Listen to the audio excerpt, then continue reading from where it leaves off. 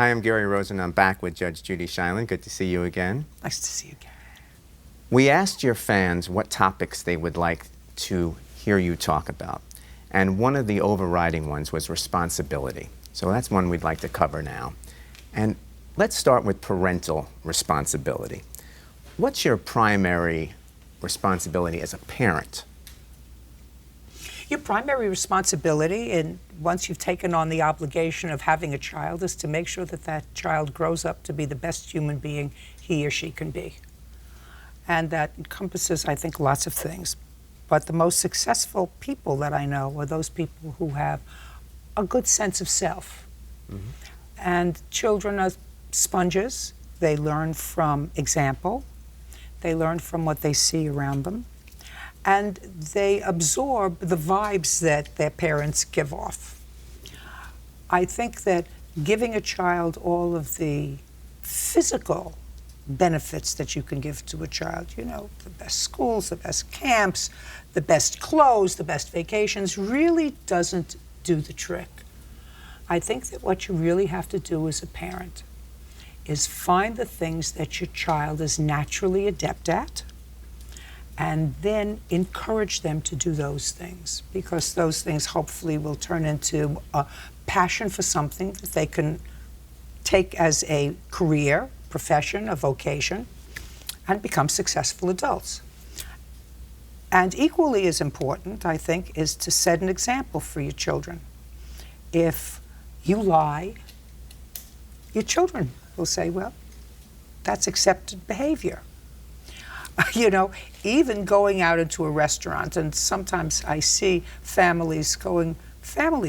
people of affluence going to restaurants with their children, and it looks as if they didn't take Miss Porter's class in how to hold a knife, how to hold a fork, how to say please and thank you to the wait staff, how to comport themselves reasonably in a restaurant.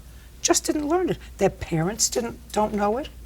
And their parents didn't teach it to them. So what you have to do when you're a parent is you're supposed to be able to teach your children the right way to behave in a community and teach them that, give them that feeling of self-confidence. That's a tall order. Right.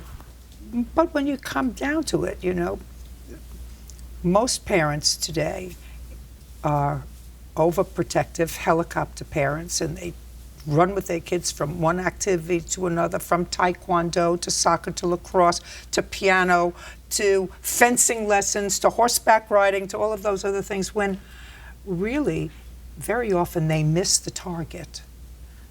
The two things that I talk about are really not expensive to do. You don't need to be of any particular socioeconomic condition to do it.